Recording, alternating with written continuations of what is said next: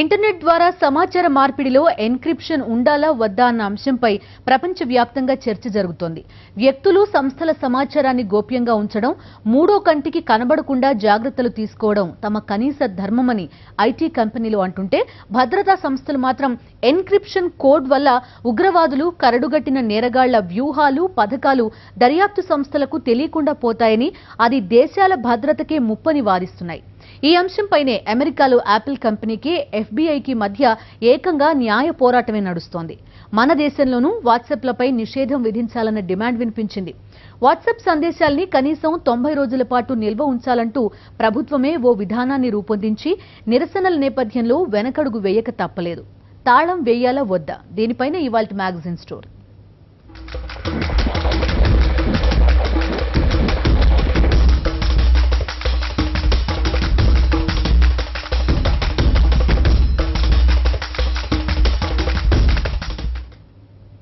సమాచార మార్పిడిలో ఎన్క్రిప్షన్ విప్లవం పెను సంచలనమే సృష్టించింది. వ్యక్తిగత సమాచారానికి పూర్తి భద్రత ఉండడంతో మెజారిటీ వినియోగదారులు దీనికి జిందాబాద్ కొడుతున్నారు. అయితే భద్రతా వ్యవస్థలు మాత్రం దీనిపై అభ్యంతరం వ్యక్తం చేస్తున్నాయి. ప్రత్యేకించి ఉగ్రవాద ముఠాలు, నేరగాళ్లపై దర్యాప్తులో ఎన్క్రిప్షన్ తీవ్ర అడ్డంకిగా మారుతుందని భద్రతా సంస్థలు ఆరోపిస్తున్నాయి.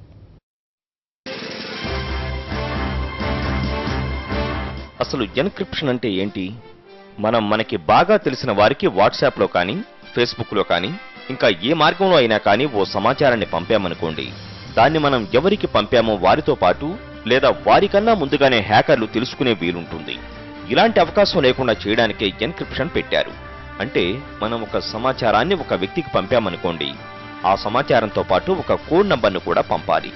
ఆ పాస్వర్డ్ ఉంటే కానీ మనం పంపిన సమాచారాన్ని ఆ వ్యక్తి చూడలేడు.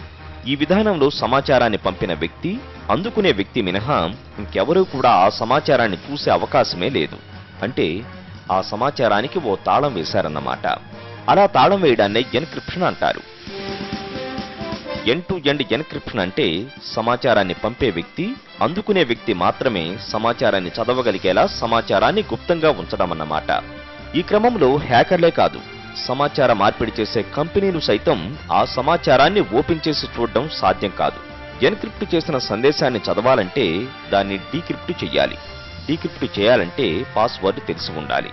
ఒకవేళ ఎవరైనా 10 సార్లు తప్పుడు పాస్వర్డ్ కొడితే మొత్తం సమాచారం అంతా డిలీట్ అయిపోతుంది. అంటే నాశనమైపోతుందన్నమాట. సమాచారం అంటే ఫోటోలు కావచ్చు, టెక్స్ట్ మెసేజ్ కావచ్చు, విజువల్స్ కావచ్చు, లేదా ఆడియో ఫైల్స్ కూడా కావచ్చు. ఎన్క్రిప్ట్ చేసిన సమాచారాన్ని ప్లెయిన్ టెక్స్ట్ అంటారు. దాన్ని డీక్రిప్ట్ చేసిన తర్వాత దాన్ని సైఫర్ టెక్స్ట్ అంటారు. ఇక ఎన్క్రిప్షన్ లో 2 రకాలు. ఒకటి సిమెట్రిక్ ఎన్క్రిప్షన్, రెండోది ఎసిమెట్రిక్ ఎన్క్రిప్షన్. సిమెట్రిక్ ఎన్క్రిప్షన్ అంటే సమాచారాన్ని పంపేవారు, అందుకునేవారు ఇద్దరికీ ఒకే తాళం చెవి ఉంటుంది. అంటే ఒకే కోడ్ ఉంటుందన్నమాట. ఆ తాళంతోనే సమాచార మార్పిడి జరుగుతుంది. ఈ ఇద్దరూ తప్ప ఇంకెవరూ కూడా ఆ సమాచారాన్ని తెలుసుకునే వీలుండదు. ఎసిమెట్రిక్ ఎన్క్రిప్షన్ నే పబ్లిక్ ఎన్క్రిప్షన్ అని కూడా అంటారు. ఇందులో ఎన్క్రిప్షన్ కోడ్ ను పబ్లిక్ గా అంతా వినియోగించుకునే వీలుంటుంది. సిమెట్రిక్ ఎన్క్రిప్షన్ లో సమాచారం ఇంత గోప్యంగా, భద్రతగా ఉంటుంది కాబట్టే వ్యక్తిగత స్వేచ్ఛ కోరుకునేవారు, తమ సమాచారం మూడో కంటికి తెలియకూడదనుకునేవారు కూడా ఎన్క్రిప్షన్ సదుపాయాన్ని హర్షిస్తున్నారు.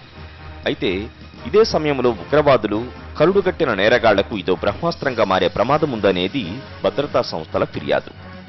అయితే సాఫ్ట్వేర్ రంగ నిపుణులు ఏమంటున్నారంటే, 21వ శతాబ్దంలో సాంకేతిక రంగంలో దూసుకుపోతున్న తరుణంలో కొత్త ఆవిష్కరణలను స్వాగతించాలే తప్ప మోకాలడ్డరాదని వారంటున్నారు.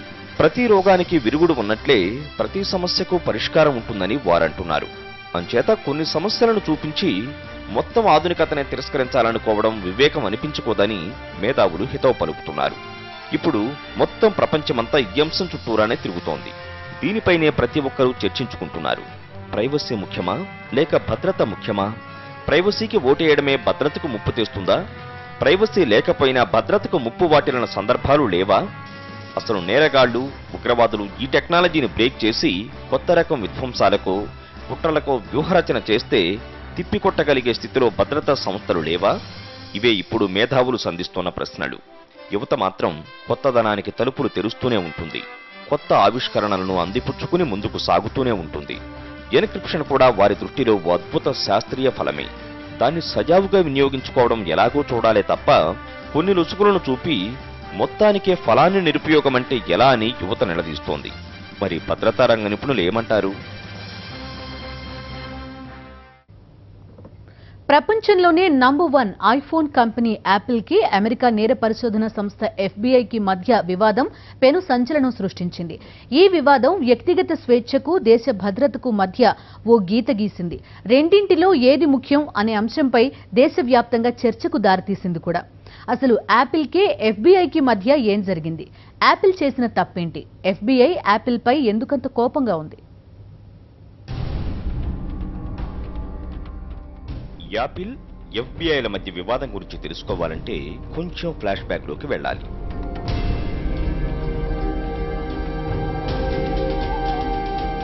2015 డిసెంబర్ మొదటి వారంలో కాలిఫోర్నియాలోని శాన్ బెర్నార్డినోలోని ఓ సెంటర్లో క్రిస్మస్ పార్టీ జరుగుతుండగా కొందరు దుండగులు వచ్చి అమాంతం కాల్పులు జరిపారు. ఈ దుర్ఘటనలో 14 మంది దుర్మరణం చెందారు. మరో 20 మందికి పైగా తీవ్రంగా గాయపడ్డారు.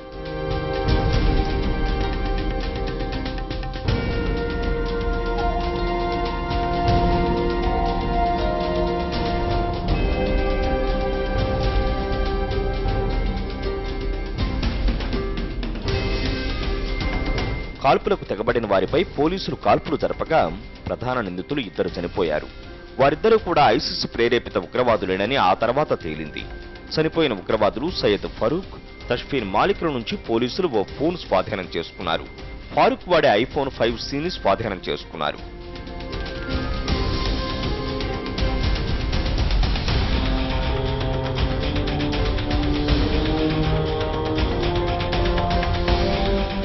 ఇద్దరు అసలు కాల్పులు ఎందుకు జరిపారు? ఏ ఉద్దేశంతో కాల్పులకు తెగబడ్డారు? ఎవరి ఆదేశాల మేరకు కాల్పులు జరిపారు? ఈ ఆపరేషన్లో ముందు వెనక కలిపి మొత్తం ఎంతమంది పాల్గొన్నారు? తదితర కోణాల్లో పోలీసులు దర్యాప్తును వేగవంతం చేశారు.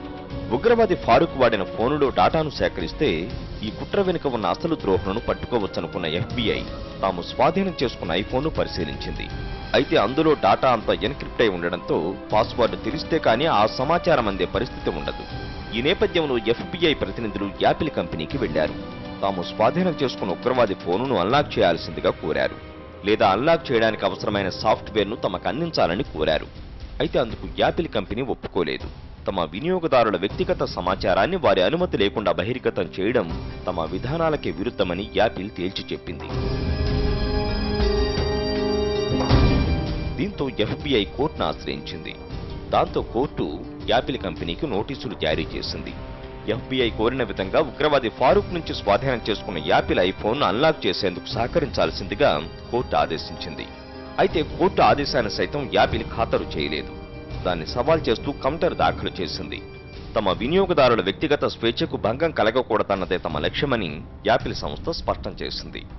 We feel a significant obligation to help our customers protect their information. And the only way we know how to do that is to encrypt. దీనిపై FBI మండిపడింది. వ్యక్తిగత స్వేచ్ఛ ముసుగులో దేశ భద్రతకే ముప్పు వాటిల్లుతున్నా పట్టించుకోరా అంటూ FBI తీవ్ర వ్యాఖ్యలు చేసింది. మళ్లీ కోర్టును ఆశ్రయించింది. కోర్టు యాపిల్కు మళ్లీ నోటీసులు జారీ చేసింది. యాపిల్ మళ్లీ వాటిని బేఖాతరు చేసింది. ఈ నేపథ్యంలో FBI ఓ సవాలు విసిరింది. ఉగ్రవాద ఐఫోన్ను యాపిల్ కంపెనీ అన్లాక్ చేయకపోతే వేరే సాంకేతిక నిపుణుల ద్వారా దాన్ని తామే అన్లాక్ చేస్తామని FBI ఛాలెంజ్ చేసింది. సరిగ్గా ఈ సమయంలోనే మెకాఫీ ఫౌండేషన్ వ్యవస్థాపకుడు, సాఫ్ట్వేర్ నిపుణుడు జాన్ మెకాఫీ తాను యాపిల్ ఐఫోన్ అన్లాక్ చేసి పెడతానని FBIకి ఆఫర్ ఇచ్చాడు. అంతేకాదు, ఎలాంటి సమాచారాన్నైనా అన్లాక్ చేయవచ్చని ఆయన అంటున్నాడు. Every software product with a backdoor was hacked within a few weeks of the backdoor being created. I have offered to the FBI for free to take my team, take that one phone, take it apart, see what's in it, and give it to the FBI. That violates no one. అన్నట్లుగానే రహస్య వర్గాల ద్వారా ఆ ఫోన్ను unlock చేసినట్లు ప్రకటించుకుంది. అయితే ఇలా unlock చేయడం అంటే దుడ్డిదారుని ఇంటిలోకి చొరబడినంత నేరం అవుతుందని, అది మంచి పద్ధతి కాదని యాపిల్ వ్యాఖ్యానించింది.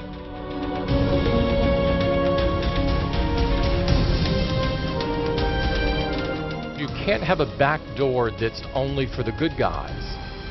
That any backdoor is something that bad guys can exploit. ఇది ఒక్కటే కాదు, మరికొన్ని కేసులకు సంబంధించిన వ్యవహారాల్లోనూ కొన్ని ఐఫోన్లను అన్లాక్ చేయాల్సిందిగా FBI యాపిల్ని ఆశ్రయించింది. దానికి యాపిల్ అంగీకరించలేదు. దాంతో దేశ భద్రత అంశాన్ని తెరపైకి తెచ్చింది FBI. యాపిల్ FBIల మధ్య పోరాటంలో Google, Twitter, Facebook, Microsoft, WhatsApp, Yahoo, LinkedIn, Dropbox, Evernote, Snapchat, Amazon.com వంటి సోషల్ మీడియా సంస్థలన్నీ కూడా యాపిల్కు బాసటగా నిలిచాయి.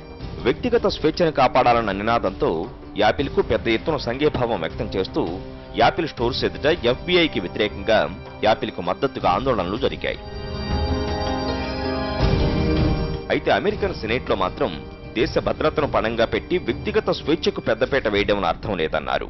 అమెరికా అధ్యక్ష పోటీలో ఉన్న డొనాల్డ్ ట్రంప్ సైతం భద్రతకి తన ఓటని కుండబద్దలు కొట్టారు. I think it's disgraceful that Apple is not helping on that. I think security first, and I always felt security first. ప్రస్తుత అధ్యక్షుడు ఒబామా సైతం ఉగ్రదాడులను మర్చిపోవద్దని హెచ్చరిస్తున్నారు. The nation has been at war with terrorists since Al-Qaeda killed nearly 3,000 Americans on 9/11. అధ్యక్ష పదవికి రేసులో ఉన్న Hillary Clinton అయితే వ్యక్తిగత స్వేచ్ఛకు, దేశ భద్రతకు మధ్య సమతుల్యత సాధించాల్సిన అవసరం ఉందన్నారు. ఈ రెండింటి మధ్య ఏది ముఖ్యమో తేల్చి చెప్పడం కష్టమేనని ఆమె అన్నారు. అమెరికాలో స్మార్ట్ ఫోన్లు వినియోగించే వారిపై జరిపిన ఓ సర్వేలో 51% మంది వినియోగదారులు FBI వాదనతో ఏకీభవిస్తున్నారు. దేశ భద్రతే ముఖ్యమని వారంటున్నారు. అయితే 38% మంది మాత్రం యాపిల్ వాదనే కరెక్ట్ అంటున్నారు.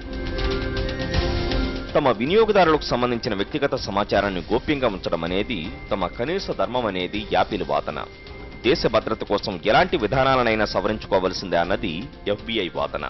ఈ రెండు సంఘర్షణల మధ్య జరుగుతున్న న్యాయ పోరాటంలో ఇటు యాపిల్కి అటు FBIకి కూడా మద్దతునిచ్చే వాళ్లున్నారు. ఇప్పుడు ఈ వివాదం మొత్తం ప్రపంచంలోనే చర్చకు దారితీసింది. వాట్సాప్తో పాటు సోషల్ మీడియాపై ఆంక్షలు విధిస్తూ భారత ప్రభుత్వం ఓ డ్రాఫ్ట్ రూపొందించింది. అయితే అన్ని వైపుల నుంచి విమర్శలు వెల్లువెత్తడంతో దాన్ని ఉపసంహరించుకుంది. తమ ఉద్దేశం సామాన్య ప్రజల వ్యక్తిగత స్వేచ్ఛను హరించడం కానే కాదని ప్రభుత్వం వివరణ ఇచ్చుకోవాల్సి వచ్చింది. భారత ప్రభుత్వం ఆ మధ్య ఓ ముసాయిదా ప్రతిని రూపొందించింది. దాని ప్రకారం వాట్సాప్తో పాటు వివిధ సోషల్ మీడియాలపైన ఆంక్షలు విధించింది. వివిధ సోషల్ మీడియా గ్రూపుల ద్వారా పంపే సందేశాలు, సమాచారాన్ని ప్రతి పౌరుడు 90 రోజుల పాటు నిల్వ ఉంచాలని, దర్యాప్తు బృందాలు ఎప్పుడు అడిగినా వాటిని చూపించాలని ఆంక్ష విధించింది. ఈ సమయంలోనే దేశంలో వాట్సాప్లను నిషేధించాలంటూ ఓ వ్యక్తి సుప్రీంకోర్టులో పిటిషన్ దాఖలు చేశారు. వాట్సాప్ క్లియర్ గా చెప్పుంది, తన దగ్గర అంటే వన్స్ డేటా ఎన్క్రిప్ట్ చేయబడిన తర్వాత ఆ డేటాకి సంబంధించిన ప్రైవేట్ కీ కూడా తన సర్వర్స్ లో స్టోర్ అయ్యి ఉండదు. కాబట్టి యూజర్స్ నిస్సందేహంగా డేటాని ఎక్స్చేంజ్ చేసుకోవచ్చు అని చెప్పేసి చెప్పడం జరిగింది.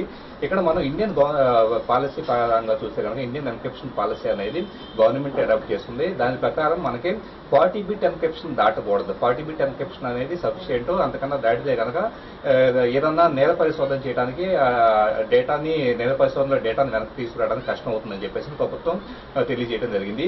ఈ నేపథ్యంలో భారతీయ ఎన్క్రిప్షన్ పాలసీ ప్రకారం మనకి వాట్సాప్ ప్రవేశపెట్టిన 128 బిట్ ఎన్క్రిప్షన్ అనేది డెఫినెట్ గా అతిక్రమించినట్లే అవుతుంది. కాకపోతే ఇక్కడ భారతీయ ఎన్క్రిప్షన్ పాలసీలో ఒక క్లాజ్ ఉంది. అది only ISPs internet service providers కావచ్చు లేదా టెలికాం ఆపరేటర్స్ మాత్రమే అది అప్లికబుల్ అవుతుంది. దాని ప్రకారం వాట్సాప్ అతిక్రమించినట్లు కాదు. దీన్ని లేటెస్ట్ గా వచ్చేటప్పటికి సుప్రీంకోర్టులో ఒక యాక్టివిస్టు వాట్సాప్ ఫోన్ ని ఇండియాలో బ్యాన్ చేయాలని చెప్పేసి ఒక కేసు వేయడం జరిగింది. డెఫినెట్ గా ఇది సుప్రీంకోర్టులో హీరింగ్ వచ్చిన తర్వాత అది వాట్సాప్ తీసుకున్న పాలసీ 128 బిట్ ఎన్క్రిప్షన్ కావచ్చు లేదా గవర్నమెంట్ సంబంధించిన ఎన్క్రిప్షన్ పాలసీ రెండింటికి మధ్య ఏదైతే కనుక అతిక్రమణ జరిగిందో దానికి సంబంధించి సుప్రీంకోర్టు త్వరలో ఒక రిపోర్ట్ ఇచ్చే అవకాశం ఉంటుంది. దాన్ని బట్టి చర్యలు తీసుకోవచ్చు. వాస్తవంగా చెప్పాలంటే కనుక ఎన్క్రిప్షన్ అనేది మనకి 128 బిట్ అనేది అవసరం లేదు.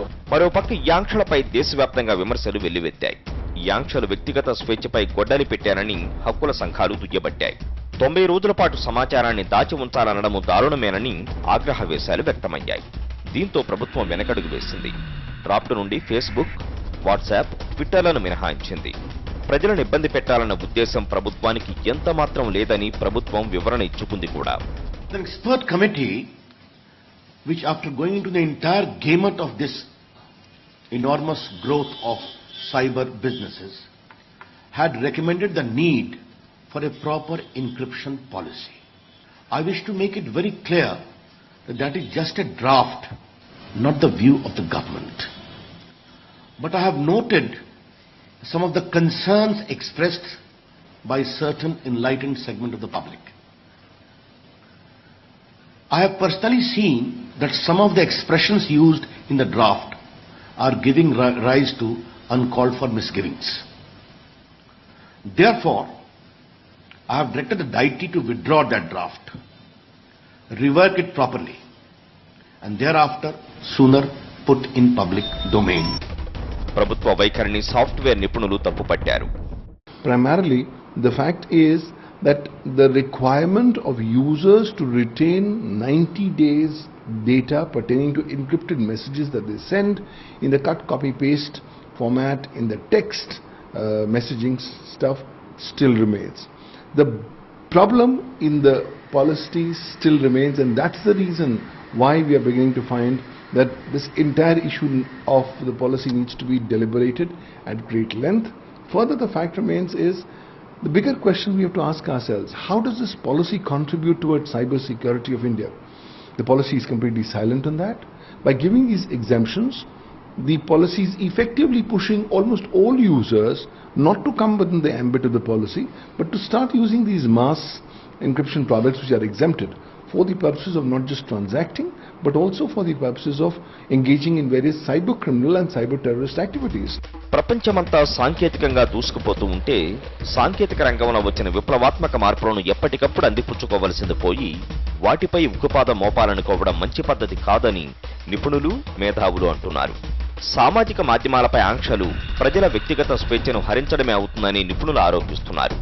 This is interference. If they are saying that, then from three aspects it can be interference. The first is that it can be violation of right to privacy. The second can be that you are asking normal user to keep the information when your technological device may not permit it, or you may not be interested to retain those information. So I personally feel that if these regulations are fixing any norms or the obligations to the users, then it is interference in the freedom and fundamental rights of the normal users of the company, of the country. Encryption పై ప్రపంచవ్యాప్తంగా చర్చ జరుగుతున్న తరుణంలో భారతదేశంలో social మీడియాపై ఆంక్షలు పెట్టాలనుకున్న కేంద్ర ప్రభుత్వం చివరకు వెనకడుగు వేయక తప్పలేదు.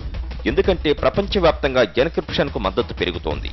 యాపిల్తో FBI పోరులో సైతం మెజారిటీ మద్దతు యాపిల్ వైపు ఉండటం మెజారిటీ ప్రజల మనోగతాన్ని చాటుతోందంటున్నారు నిపుణులు. వాట్సాప్ కంపెనీలు మాత్రం తాము అనుసరించే విధానాలన్నీ కూడా వినియోగదారుల సమాచారాన్ని పదిలంగా కాపాడేందుకే తప్ప మరొకందుకు కాదని అంటున్నాయి. దీన్ని ప్రభుత్వాలు కూడా అర్థం చేసుకుంటే ఎలాంటి సమస్యలు ఉండవన్నది వాటి వాదన. అయితే ప్రభుత్వాలు మాత్రం మితిమీరిన స్వేచ్ఛ భద్రతకు ముప్పు తెస్తుందేమోనని ఆందోళన చెందుతున్నాయి.